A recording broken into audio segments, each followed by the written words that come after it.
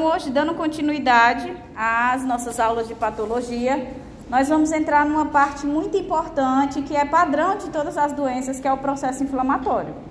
Então, nós vamos ver o que é uma inflamação, o que caracteriza uma inflamação aguda, crônica e também, após esse processo inflamatório, como é que ocorre o reparo tecidual. Ou seja, é o que a gente já tinha mencionado na aula passada sobre a regeneração e a cicatrização, ou então a ocorrência da fibrose. A gente até viu uma foto de um queloide, né? Então, hoje a gente vai compreender como é que acontece esse processo em si. Então, para que a gente compreenda a inflamação, a gente tem que compreender o que são os sinais cardinais ou flogísticos, que vocês já devem conhecer da imunologia, né? Os fenômenos que caracterizam a inflamação aguda, os fenômenos que caracterizam a inflamação crônica, como ocorre a regeneração e principalmente a cicatrização, que tem como consequência, na maioria das vezes, a fibrose do tecido. Então, a inflamação ela é uma resposta do nosso organismo contra um agente agressor, uma resposta de defesa, né? Mas o objetivo dela é eliminar aquele agressor, seja ele um agente químico, físico ou biológico, qualquer agente agressor dos que a gente viu na nossa primeira aula. Como esse é o objetivo da inflamação, ela só vai parar quando ela cumprir esse objetivo. Se ela conseguir cumprir o seu objetivo em horas ou dias, a gente pode dizer, pelo curso de tempo, que essa inflamação é uma inflamação aguda. Agora, se o agente agressor persistir, né, ou seja, ela não conseguir cumprir o objetivo de eliminá-lo, a gente vai ter um tempo maior de inflamação, que pode vir aí de um mês, meses e anos, e é onde a gente caracteriza essa resposta inflamatória como uma inflamação crônica, né, que é a variação de tempo mesmo, e algumas outras características que é o que a gente vai ver em detalhe. Então, normalmente, a inflamação, quando ela acontece em algum órgão, ela vem seguida do termo designativo.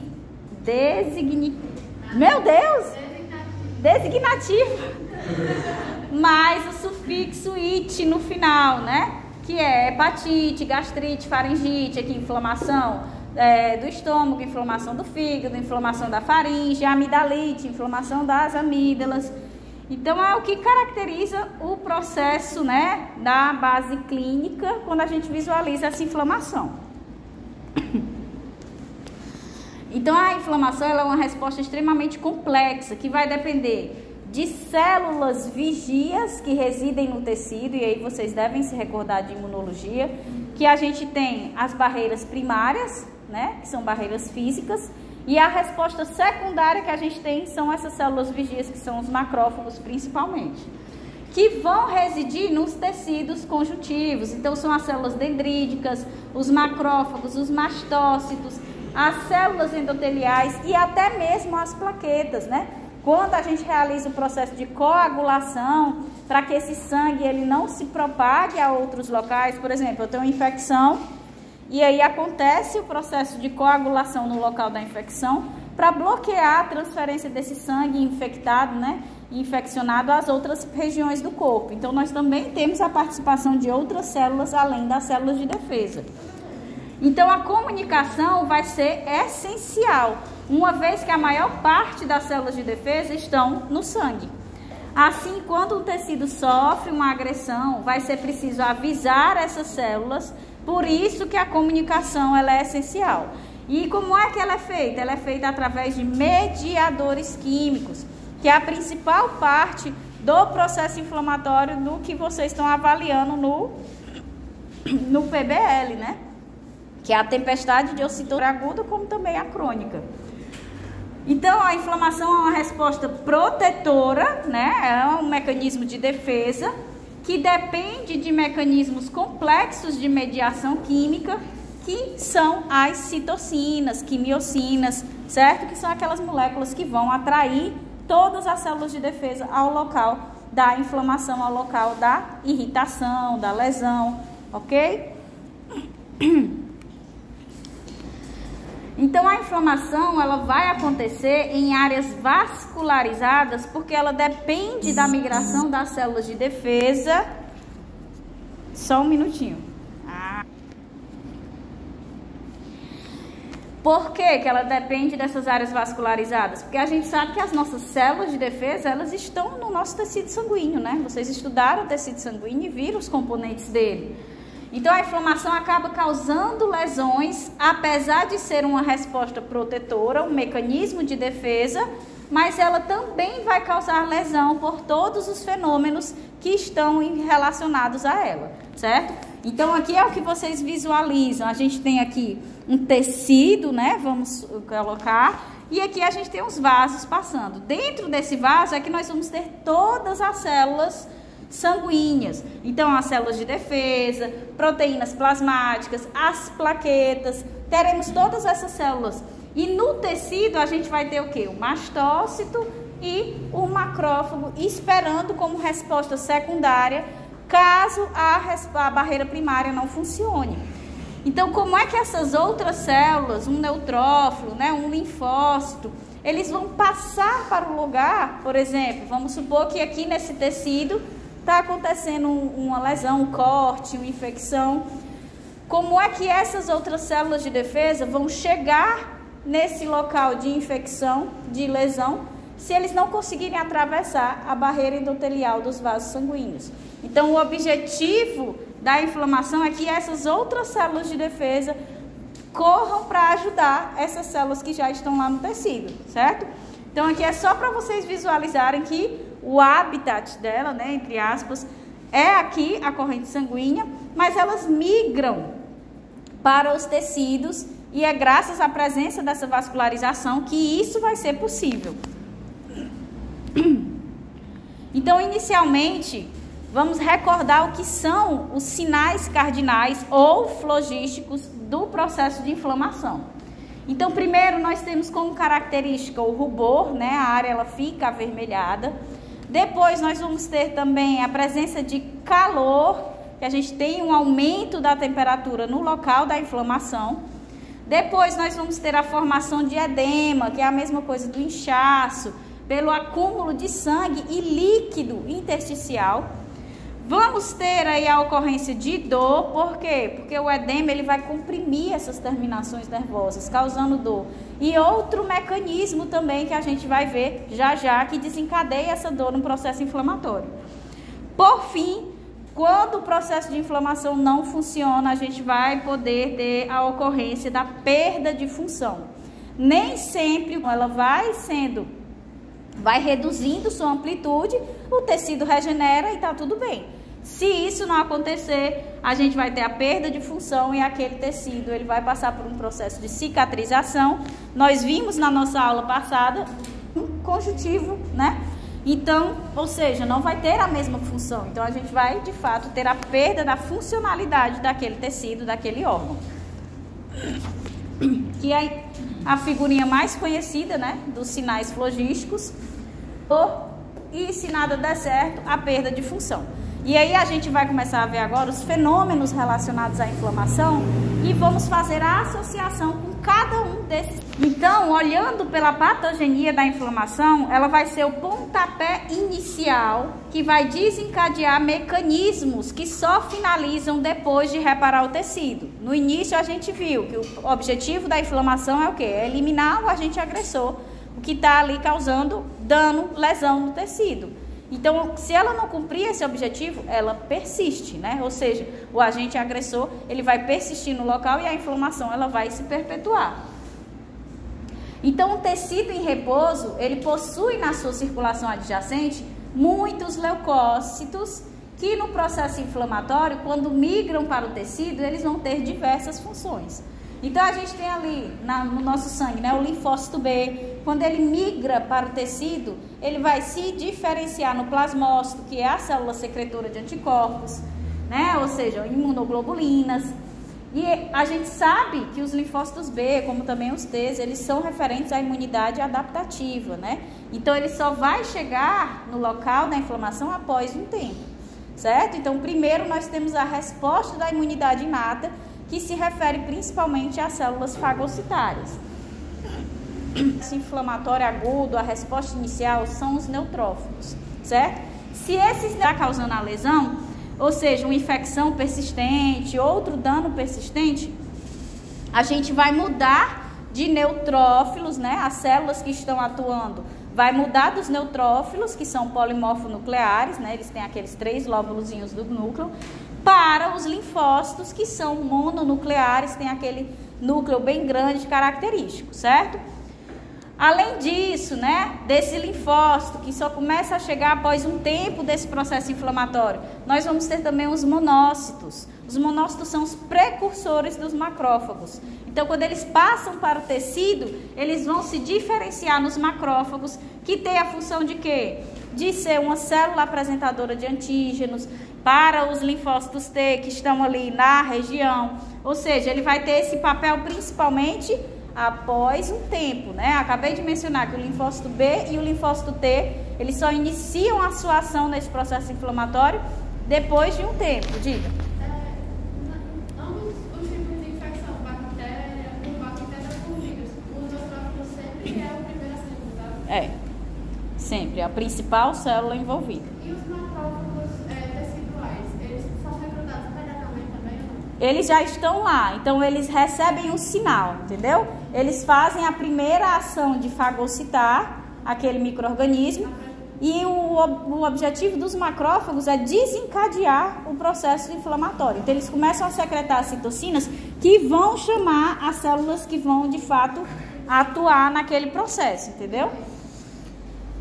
Além disso, também vão ser sinalizadores. Por quê? Porque são os macrófagos que secretam os mediadores inflamatórios, ou seja, as citocinas, as quimiocinas, tá?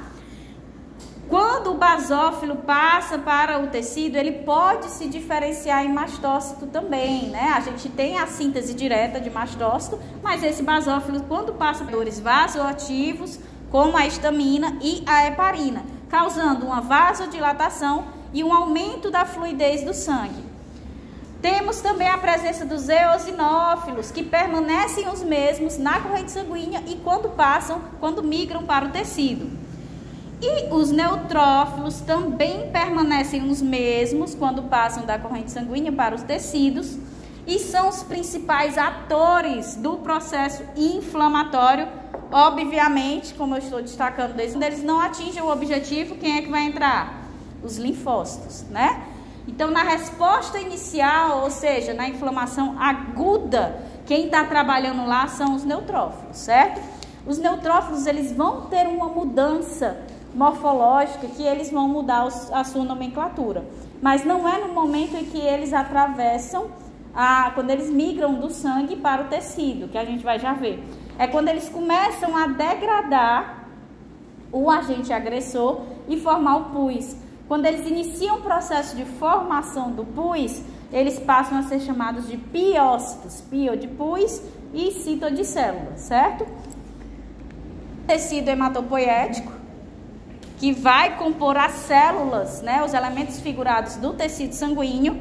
Então, nós temos aqui a célula mieloide e a célula linfeta, seja as hemácias, sejam os leucócitos, certo? E os linfóides vai dar origem aí aos linfócitos B e os T também. Então, aqui nessa imagem, vocês veem a diferenciação, ó. O monócito, quando ele passa para o tecido, ele se converte em macrófago, certo? O basófilo não tem uma setinha aqui, mas além de haver a produção direta da célula mieloide em mastócito, esse basófilo, quando passa para o tecido, ele também se converte em mastócito. E o linfócito B, quando passa para a área do tecido, ele vai se diferenciar em plasmócito para fazer a secreção das imunoglobulinas. Então, aqui são todas as células que estão presentes no nosso sangue, mas o alvo, o que está relacionado à resposta inflamatória, são os leucócitos e os linfócitos na resposta mais tardia.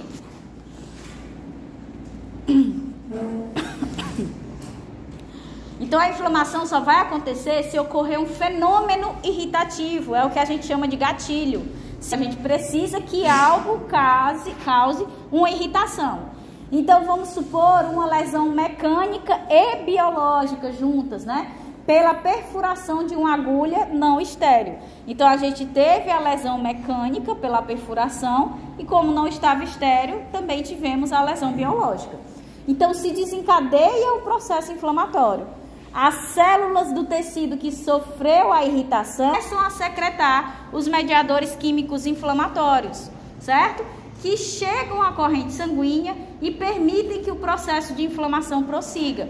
Então, os neutrófilos são os agentes principais da resposta inflamatória, mas eles só vão chegar lá para ser os principais, os heróis, como normalmente se chama.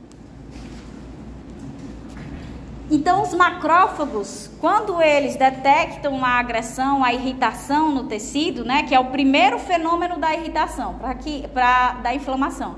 Para que a inflamação ocorra, a gente precisa que ocorra o primeiro fenômeno, que é o da irritação, certo? Algo que vá perturbar a homeostase do local. Então, isso acontecendo, os macrófagos, eles vão secretar a interleucina 1, o fator de necrose tumoral alfa e o óxido nítrico, enquanto os mastócitos vão secretar principalmente ali a histamina. O óxido nítrico, ele atua diretamente no tecido endotelial dos vasos sanguíneos, fazendo o quê? Vasodilatando a parede dos vasos, o que vai fazer com que aumente o fluxo sanguíneo no local, dando origem ao fenômeno vascular, que é o segundo fenômeno associado à inflamação. Primeiro é o da irritação, sem ela não acontece, e o segundo é o fenômeno vascular, que vai caracterizar a vasodilatação, ou que a gente também conhece por hiperemia patológica, que está associada aos sinais cardinais de calor e rubor. Então, se eu venho aqui, eu tenho a histamina, principalmente atuando, e também o óxido nítrico, ele vai atuar diretamente nesse endotélio aqui, que está mais espesso, né? Fazendo com que ele dilate, ou seja, vasodilatação. Se dilatou, observem, aumentou a luz desse vaso, então o maior volume de sangue passa por aqui.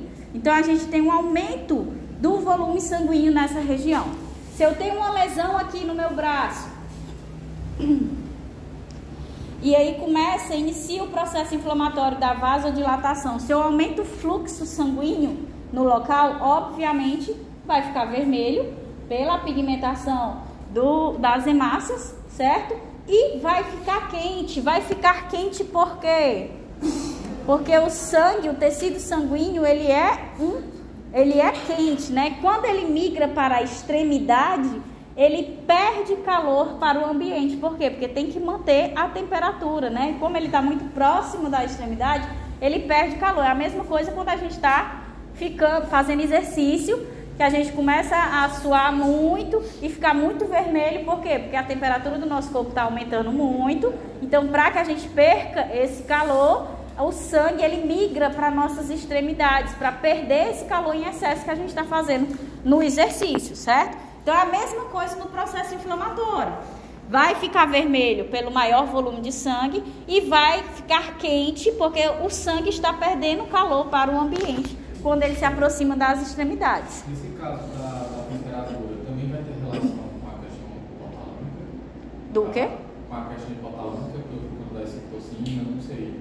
Tem, então, o sistema nervoso ele está envolvido em tudo, né? Até mesmo no processo inflamatório, quando ele desencadeia os mecanismos patológicos e protetores. Porque tem a questão do núcleo hipotálamo que controla a temperatura, né? Sim. E aí eu não sei, enfim, a gente já deu uma olhada na inflamação, aí se eu não me engano... Mas ele está mais envolvido com o processo febril, né? Não esse processo mecânico, tá entendendo? É quando ele controla a temperatura, aí, por exemplo, tem uma infecção, aí ele aumenta a temperatura para tentar desnaturar, né, as proteínas. É mais relacionado à temperatura corporal como um todo e não apenas local. Porque nesse caso, não é o organismo todo, é só no local da inflamação que está perdendo calor. Por isso, só na região fica quente, certo? Então, o segundo fenômeno, o fenômeno vascular, relacionado à vasodilatação, que vai responder aos sinais cardinais de rubor e calor.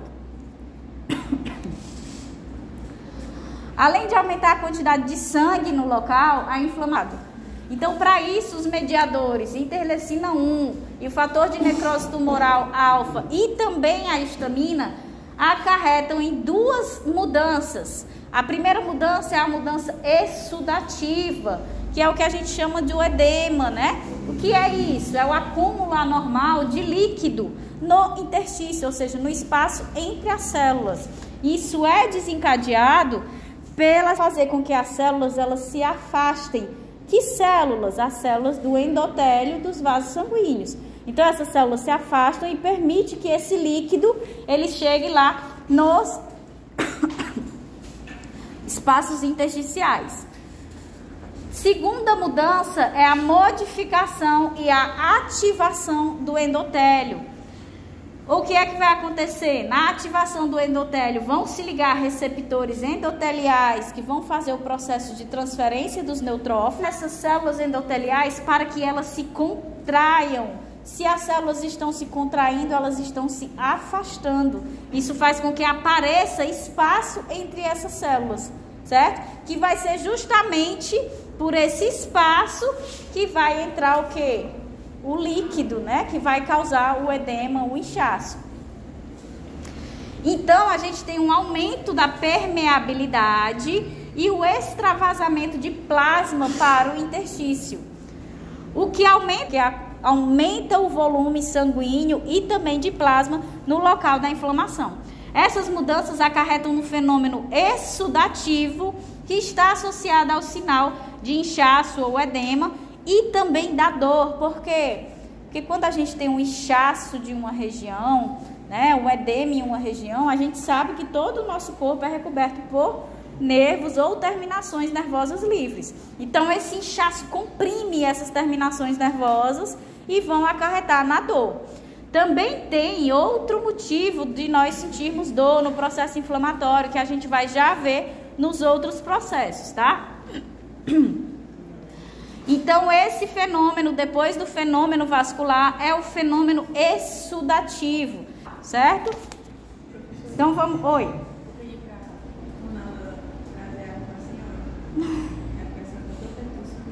Não, mas eu acho que não vai fazer diferença não, que eu tô assim desde ontem, eu tô... Tá parando não.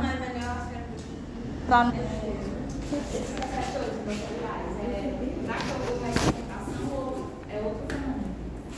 tanto para que ocorra os mediadores químicos, né? O IL-1, o TNF-alfa vão se ligar a esses receptores, a histamina também acarretando nessa sinalização para a contração dessas células endoteliais.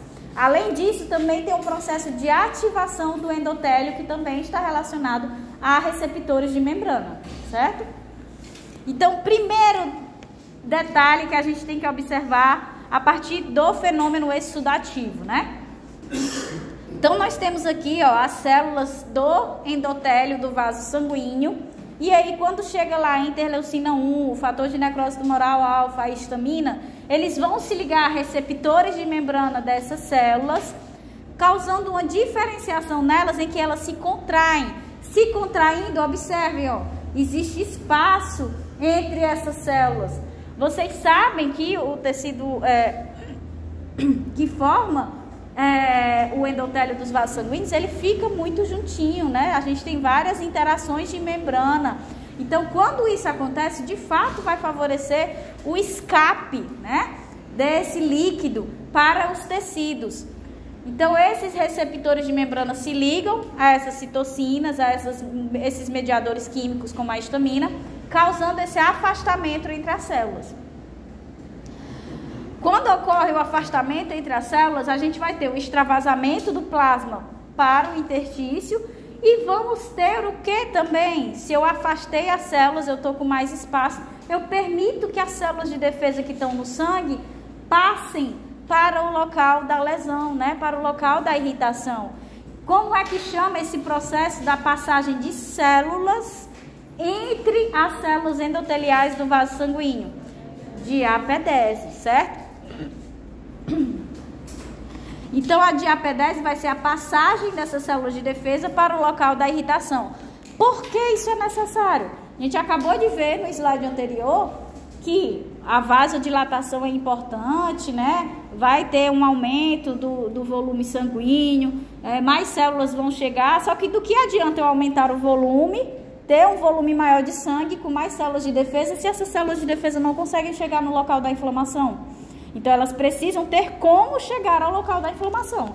E é graças à diapedese que elas conseguem passar para o local da inflamação. O que nós mencionamos da diapedese é o processo de contração das células que gera o espaço entre elas. O processo de ativação endotelial vai estar relacionado principalmente às citocinas IL-1 e TNF-alfa. Essas citocinas, elas se ligam a receptores de membrana das células endoteliais, ativando-as a expressarem moléculas de adesão. Moléculas essas chamadas de selectinas e integrinas. Então, esses mediadores químicos, essas citocinas, vão lá nas células do vaso sanguíneo, se ligam aos receptores de membrana dela, e quando elas se ligam, desencadeiam uma cascata de sinalização dentro das células do vaso sanguíneo para que elas expressem na sua membrana selectinas e integrinas. E o que é que essas moléculas de selectinas neles, finalmente, né? Tem receptores de membrana com afinidade para as selectinas, se ligando a elas e desencadeando a marginalização, ou seja, eles vão indo para a periferia do vaso, deles dentro desse vaso. Por quê? Porque está lá muito volume sanguíneo no local da inflamação. Não quero que essas células de defesa passem direto, eu quero que elas fiquem lá no local da inflamação. Então, a gente precisa de algo que atraia essas células de defesa, principalmente os neutrófilos, que são quem mais atuam como um mecanismo de defesa na situação da inflamação. Então, primeiro, eles se ligam a essas selectinas, que elas são expressas em maior quantidade, e aí, quando eles se ligam a elas, ocorre o rolamento deles pelas selectinas das células do endotélio. Por que que ele consegue ir rolando por essas células? Porque a interação entre eles, ela não é muito forte, entre o receptor de membrana do neutrófilo e a selectina. Então, ele está aqui ligado numa célula do endotélio, né? Aí, quando ele vê, tem outra selectina ali, aí ele vai, opa, vou me ligar a essa. Aí tem outra, aí, opa, vou me ligar a essa. Então, ele vai rolando, né? Para que isso? Para que ele chegue ao local da inflamação correta do endotélio, onde está acontecendo a irritação, é que estão ativadas, né? Não é assim que funciona. As citocinas são liberadas na corrente sanguínea. Então, isso vai ativar as células do endotélio do corpo. Então, ele tem que ir migrando até que se chegue ao local da inflamação. E lá no local da inflamação, o que é que vai acontecer? Eles vão rolando, rolando, até o momento em que esses receptores deles vão se encontrar com as integrinas, que são as chamadas ICANS, a quem eles vão se ligar forte, certo? Por isso que a gente chama de fenômeno da adesão e fenômeno celular, porque vai acontecendo célula a célula. Dessa forma, com o aumento da permeabilidade, né? Não houve anteriormente o afastamento das células, né? E aí a gente tem um espaço. Com o aumento da permeabilidade e a maior concentração de neutrófilos, eles não estão todos rolando, rolando, rolando e parando onde estão a integrina. Então, a gente tem espaço e tem um aumento de células. Então, eles começam, ó, a vazar para o local da irritação, para o local da lesão. Isso vai favorecer a ocorrência da transmigração. A transmigração é justamente a do tecido. Esses vão sair do vaso para o tecido lesado, né? E aí esse processo consiste na ativação endotelial, certo? Então, a modificação do endotélio é o processo de contração, gerando espaço intercelular. E a ativação endotelial é esse processo de atração dos neutrófilos, que vai fazer com que eles cheguem no local da inflamação. E nós temos também, obviamente, né, o fenômeno exudativo, que é o vazamento tanto de plasma como que tem as células de defesa para a região da inflamação, certo? Opa, eu tinha esquecido de passar. Falei, foi muito, né? Então, vamos lá. Aqui na figurinha. A célula está em repouso, né? Essa célula está aqui. Aí, o que é que acontece? Houve a liberação de interleucina 1 e fator de necrose tumoral alfa. Isso fez com que ele se ligou às células endoteliais. Quando ele se ligou a essas células endoteliais, ele sinalizou para que ela expresse na sua membrana as selectinas. Então, ela começou a expressar na membrana as selectinas. Então, veio o neutrófilo, foi se ligando, né? E aí ele vai rolando pelas células endoteliais, porque ele não se liga firmemente a essas selectinas. A interação entre eles é fraca. Então, ele vai, opa, eu quero ir para essa agora.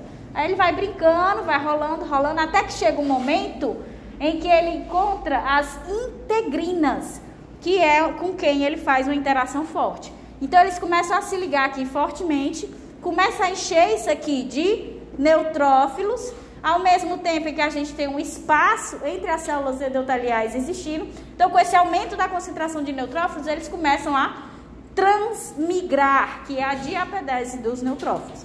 Então, eles entram no local da irritação, no local da lesão. Oi.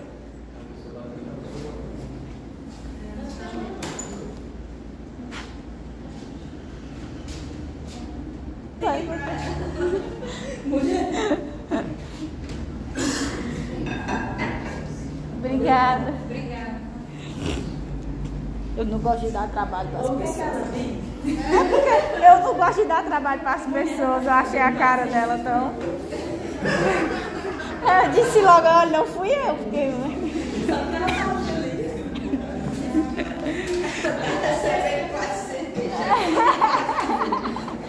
Trazer pelo menos a água, né? Aqui a célula.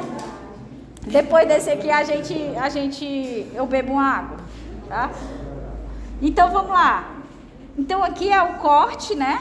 De uma região que está tendo processo inflamatório. Então aqui vocês conseguem visualizar, ó, bem vermelho, né? Por quê? Porque houve o segundo fenômeno vascular. Então, a gente teve a vasodilatação e aí a gente acaba tendo um acúmulo de sangue nesse local, que tem a vermelhidão e o calor também, se a gente pudesse tocar o local da inflamação. Aqui é o que vocês estão observando, na luz desse vaso, a marginação leucocitária. Eles começam a se ligar às selectinas do vaso e quando isso vai acontecendo, eles vão acumulando na periferia do vaso. E vai acontecendo o processo de rolamento, até que eles vão encontrar as integrinas e quando eles encontrá-las vão se ligar fortemente, vão também ficar assim, ó, bem acumulados e vão fazer o processo de transmigração, a diapedese dos neutrófilos. Aqui é só a ampliação para vocês verem que de fato são os neutrófilos que são os polimorfos nucleares. São os neutrófilos ou os leucócitos, que aí está mais na educação leucocitária, mas lá não, é porque os leucócitos são todas as células de defesa. É neutrófilo, basófilo, eosinófilo, macrófago. Ele está dentro, mas a ampliação mostra que a predominância, como a gente viu lá no processo de diapedese, todas as células de defesa, elas vão para o local. Mas quem é o ator principal? Quem é que vai atuar diretamente mesmo no processo inflamatório? Os neutrófilos. Na imunidade, nada acontece separadamente. Tudo acontece ao mesmo tempo, conjuntamente. Deixa eu ver. Aqui, ó. O sinal cardinal, né, associado ao fenômeno exudativo, que vai ter a formação do edema, do inchaço. Esse inchaço vai comprimir as terminações nervosas, causando a dor. Por isso, o sinal cardinal da dor associado ao fenômeno exudativo.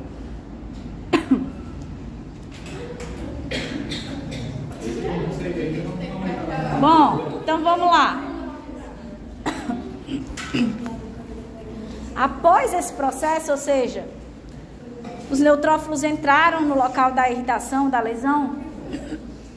Esses neutrófilos, eles precisam se dirigir ao local da lesão e isso vai ocorrer por quimiotaxia, porque eles só entraram no tecido. Eles não chegaram lá onde está o foco da lesão, da infecção, né? Não chegaram onde está lá. Então, eles vão ser atraídos a este local através do processo de quimiotaxia. A quimiotaxia é a capacidade que um organismo tem de se direcionar positivamente ou negativamente a partir da detecção da presença de determinada substância química secretada no meio. Então, o local da lesão, ele libera substâncias que atraem os neutrófilos até lá. Seja, por exemplo, metabólitos exógenos, como a composição da parede celular das bactérias, que é rica em lipopolissacarídeos. Então, a presença da bactéria, ela vai sinalizar a presença dos LPS e isso vai atrair os neutrófilos até elas. Citocinas, né? Os macrófagos não estão lá fagocitando para liberar citocinas que atraem os neutrófilos ao local da inflamação. Ao mesmo tempo que eles estão secretando essas citocinas que atraem os neutrófilos, eles também estão secretando quimiocinas, que atraem de fato os neutrófilos ao local preciso da inflamação. Secretadas pelos macrófagos, as quimiocinas, né? Já falei. Então, restos necróticos. Quando o processo inflamatório está acontecendo, células estão morrendo, né?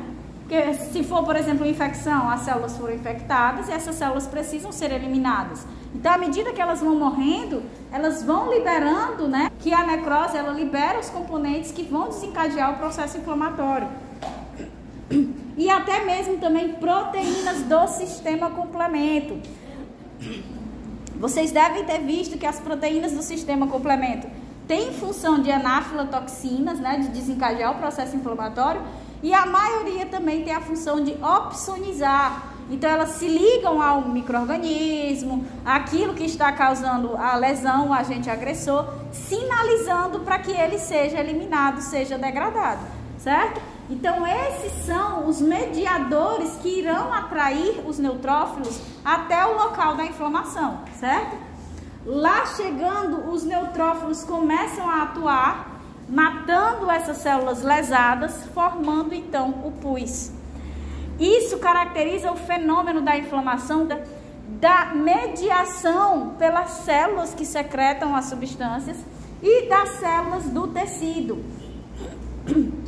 Então, o próximo fenômeno, depois da irritação, do fenômeno vascular, do fenômeno exudativo, é o fenômeno celular, que é quando a gente tem de fato a ação do processo inflamatório, quando as células começam a atuar nesse processo. Então, aqui a gente vai ter uma predominância dos neutrófilos, ou seja, polimorfos nucleares, que vão chegar até o local para realizar essa função através da marginalização, do rolamento, da adesão, da transmigração, quimiataxia e, por fim, vão realizar a fagocitose. Só que a fagocitose realizada pelos neutrófilos, ela pode ser a fagocitose simples, né? Faz ali a endocitose do micro-organismo e aí degrada, ou tem outro mecanismo que é o principal que eles utilizam e o principal envolvido na formação do pus, que é o que eu vou já mostrar para vocês. Então aqui, ó, é o processo de transmigração, era para estar um acima, de transmigração ou diapedese dos neutrófilos. A partir do momento que ele se liga e o afastamento entre as células endoteliais do vaso, esse neutrófilo consegue chegar no local da inflamação. Só que ele entrou aqui e a injúria, a lesão está bem aqui. Como é que ele vai chegar lá? Nessa injúria, né, seja aqui por receptores de membrana das bactérias ou quimiocinas que foram secretadas ou outros componentes vão atrair esse neutrófilo ao local da lesão para que ele inicie a sua ação. Então, a morfologia dos neutrófilos, vocês já sabem, ela é lobular e depende da forma desse núcleo. Por isso, eles vão ser chamados de polimorfos nucleares. Os neutrófilos, após migrarem para o tecido, eles não retornam ao sangue. Eles sempre irão morrer. Por isso que é chamado de célula heróica ou célula suicida. Que ela sempre entra já para morrer. Mas eu vou matar e morrer, entendeu? Então, no tecido lesado, ele vai se diferenciar em piócito, que é quando ele vai ter a formação do pus, e são indicadores de uma inflamação inicial, uma inflamação aguda. É o que eu estou repetindo desde o começo, né? Quando essa inflamação está ali horas e dias, ela está associada à ação dos neutrófilos. Quando isso persiste por um mês, por meses e anos, a gente já vai ter a conversão em uma inflamação crônica. Outras células vão estar atuando. Quais células vão estar atuando? Isso, macrófagos de um novo perfil, que a gente vai ver quando começar a parte crônica, e os linfócitos, tanto B como o linfócito T, tá? Então é muito importante vocês compreenderem isso, porque no momento que vocês fossem fazer um estudo histológico de um local inflamado, se tu faz o corte, tu observa lá um monte de neutrófilos, opa, essa inflamação aqui é recente, isso aqui começou agora. Agora quando chega, tem pus, né? Então são neutrófilos que estão aqui. Agora se tu chega e faz o corte histológico e tem lá a predominância de linfócitos, né, que são células mononucleares com núcleo bem grande, não há formação de pus, nem de edema, porque a gente não tem a exudação no processo de inflamação crônica, aí você já consegue associar a inflamação crônica, certo? Então, assim, os macrófagos que foram modificados a partir dos monócitos, eles não fazem esse processo de diapedese. É só o monócito que faz a diapedese. o monócito. Quando ele chega ao tecido, ele se diferencia em macrófago. Se for uma inflamação aguda, ele vai se diferenciar no macrófago M1. Se for uma inflamação crônica, ele vai se diferenciar no macrófago M2. A gente vai já ver, tá? Então, a gente tem aqui, né, o processo de diapedese acontecendo, o neutrófilo entrou, a quimiotaxia atraiu ele para as bactérias. Quando ele chegou nas bactérias, ele começou a atuar. Ele pode atuar por fagocitose simples, vai lá engolfar a partícula ou a bactéria direto e vai degradar ela a ela se fundir com o seu lisossomo, certo? Ou ele pode formar estruturas chamadas de armadilhas extracelulares de neutrófilos, certo? É essa armadilha extracelular de neutrófilo que vai fazer a formação do pus, porque vai haver o rompimento, a degranulação do conteúdo desse neutrófilo e também a degradação do agente agressor. Então é isso que vai formar o pus. Oi. Repito. Então vamos lá.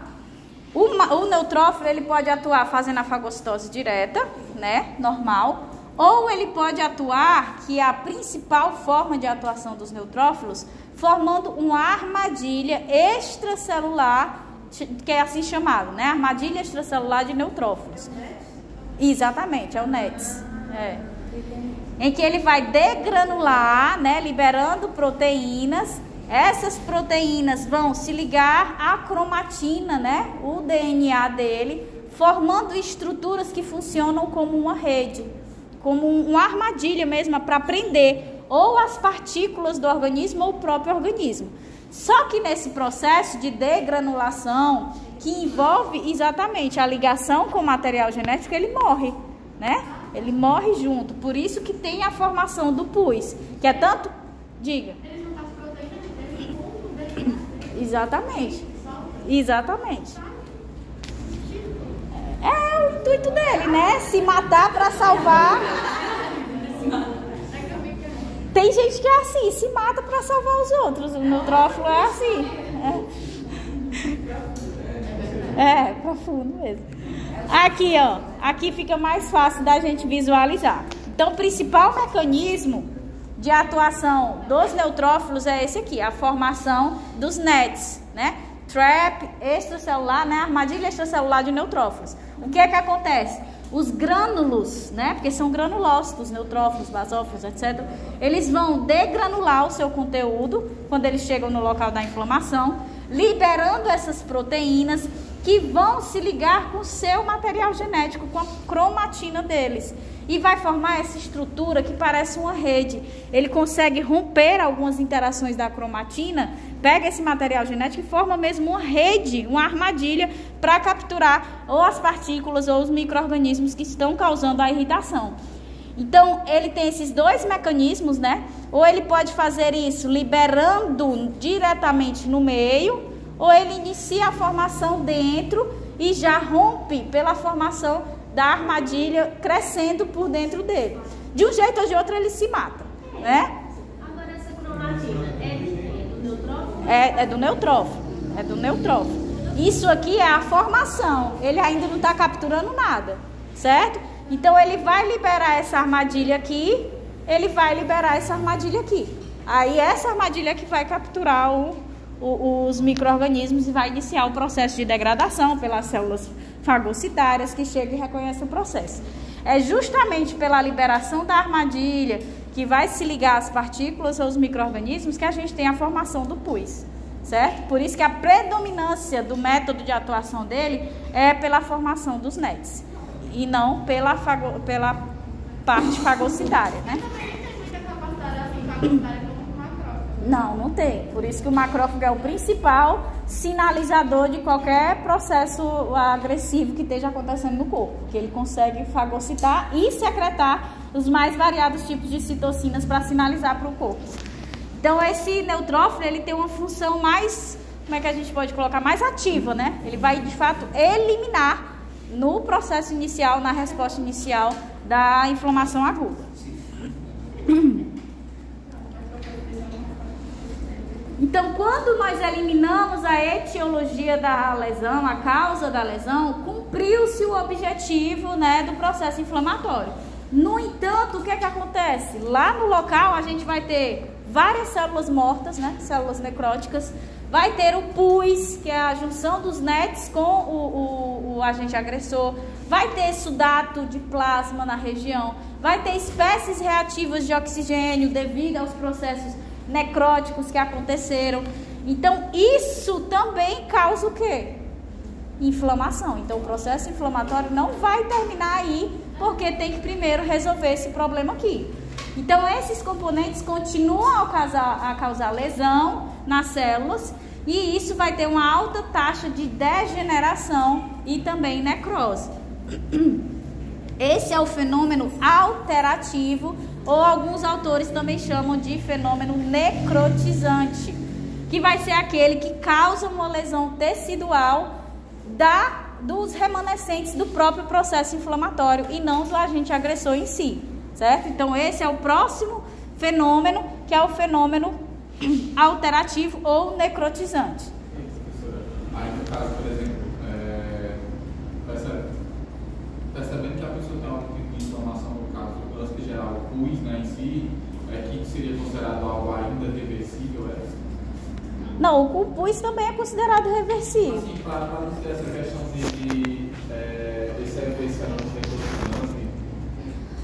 Não tem. Todo processo inflamatório vai ter isso. Pode ser minimamente, né, um cortezinho no dedo, ele vai ter isso, porque o corte no dedo ele gerou a morte de algumas poucas células. Essas células não morreram por apoptose, não foi uma morte silenciosa. Elas morreram por necrose, liberando substâncias inflamatórias. Aí elas matam as outras. Exatamente. Então vai ter que remover esses agentes inflamatórios para que haja a regeneração, que é a reposição do mesmo tecido. Então, quando a gente tem a reposição do mesmo tecido, a função não está perdida, então está tudo certo. Eu estava olhando antecipando já, né? Do PBL, né? Pois é. É porque inicialmente tinha pus, né?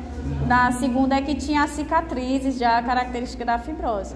Inflamação aguda e crônica. Então, o sinal cardinal da dor, ele também está associado ao fenômeno necrotizante. Por quê? Porque com o aumento da quantidade de células mortas, se as células estão mortas, significa que a sua membrana, ela está lá toda degradada no meio, né?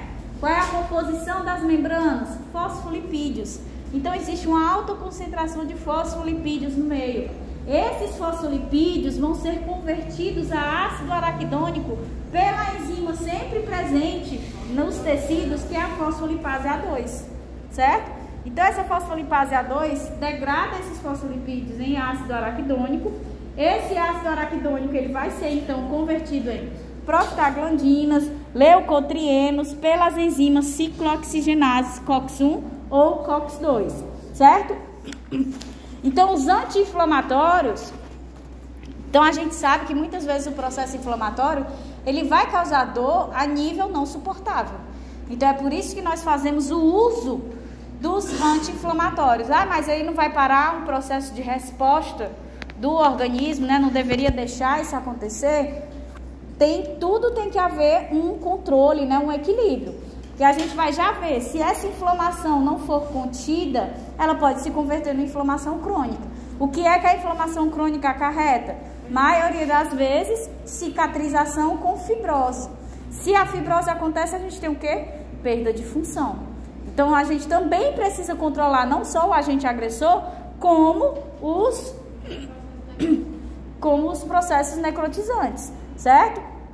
Como a inflamação como um todo. Então, como é que a gente controla o processo inflamatório? Podemos ter aí a ação, né, dos anti-inflamatórios corticosteroidais, né, como a prednisona, ou podemos que ela vai atuar inibindo a fosfolipase diretamente. Então, os fosfolipídios não são convertidos no ácido araquidônico, que é o precursor da COX-1 e da COX-2. Ou a gente também pode ter os anti-inflamatórios não esteroidais, como a aspirina. A aspirina vai inibir a COX-1 e a COX-2. Então, a gente tem a produção do ácido araquidônico, mas a gente não tem a produção de leucotrienos e prostaglandinas que de fato vão desencadear a dor, certo?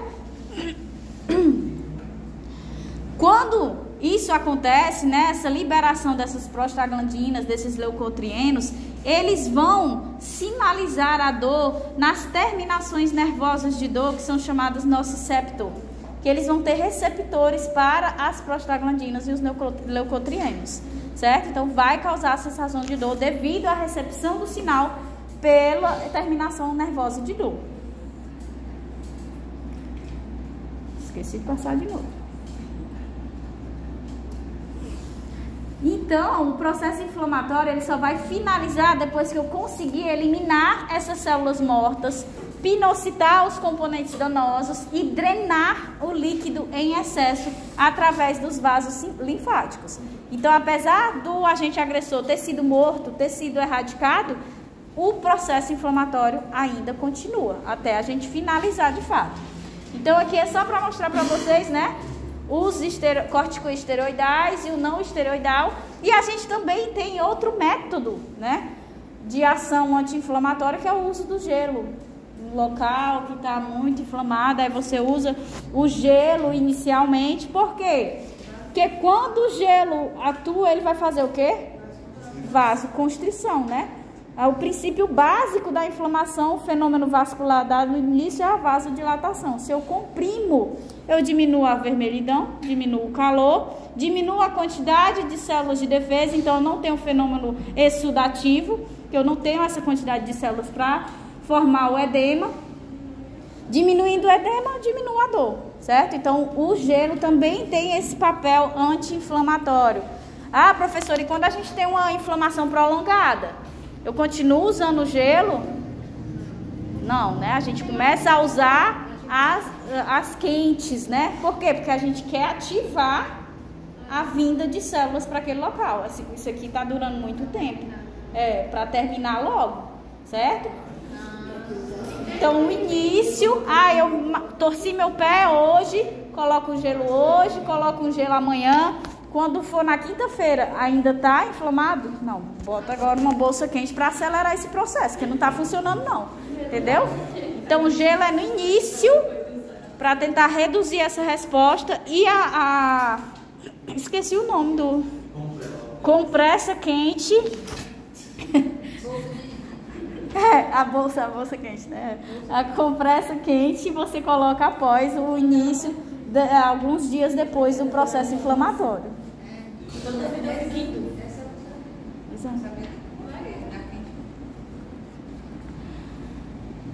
Aí nós temos o último fenômeno, que é o fenômeno reparativo. A gente conseguiu eliminar, né, do fenômeno necrotizante, está continuando o processo inflamatório, porque tem muitos componentes danosos lá no local da irritação. Então a gente tem que ter o fenômeno reparativo, que vai envolver repor o tecido lesado. Se o tecido pode voltar ao estado inicial, o reparo se dá por regeneração, certo? Ou seja, o mesmo tipo de tecido vai substituir a área que foi lesada.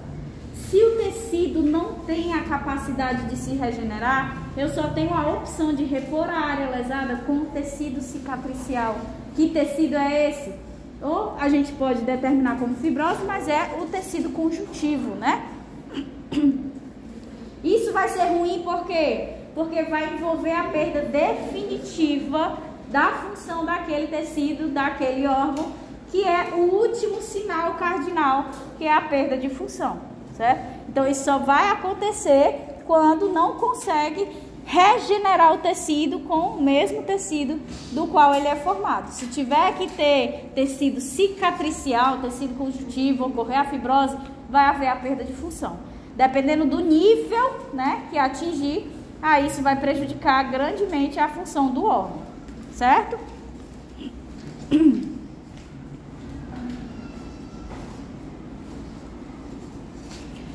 Então, vou só mostrar isso aqui, mas a gente volta depois da parada nessa mesma figura, tá? Então, a gente tem aqui a inflamação aguda. Então, a gente vai ter a vasodilatação, né? Para quê? Para aumentar o volume sanguíneo no local. Isso vai causar vermelhidão e calor, certo? Depois, a gente vai ter aí o fenômeno de exsudação devido ao aumento da permeabilidade pela mudança do endotélio dos vasos, que se contraem e aí abre o espaço entre essas células. Vamos ter o aumento da concentração de células de defesa, passando ao local da inflamação pela sinalização por citocinas e principalmente pela ativação endotelial que atrai os neutrófilos ao local da inflamação. Quando nós conseguimos resolver, né, a gente remove, inclusive após o processo inflamatório, solucionar o agente agressor. Quando nós removemos as células mortas e os componentes danosos, o plasma, a gente faz a resolução de tudo, regenera aquele local, a gente tem a resolução do processo inflamatório. Terminou. Quando não se resolve, quando a gente mantém o processo inflamatório, principalmente pelo fenômeno necrotizante, né? Que é o pus formado ali, as outras células de defesa mortas, o agente agressor morto, todos esses componentes desencadeando um processo inflamatório, a gente pode ter a cura através do processo de cicatrização, que vai gerar uma fibrose, uma perda de função devido ao agravamento dessa inflamação, ou a gente vai ter a formação aqui de um abscesso que vai culminar na morte do tecido de fato. A inflamação não se soluciona, nem através da cicatrização. Então, ou solução, ou é a resposta da inflamação, ou não tem solução, ou pode ter uma solução danosa, que é quando a gente tem um processo de cicatrização associado. Quando nós temos a persistência dessa inflamação, nós temos aí o agente agressor, ele não é removido, certo? A gente tem a ocorrência da inflamação crônica, que persiste por bastante tempo. Então, essa inflamação crônica, ela também está muito relacionada à ocorrência da cicatrização, ou seja, da fibrose e a perda de função no local. A gente vai ver os principais envolvidos no processo de inflamação crônica, certo? Então, a gente vai dar a nossa pausa agora.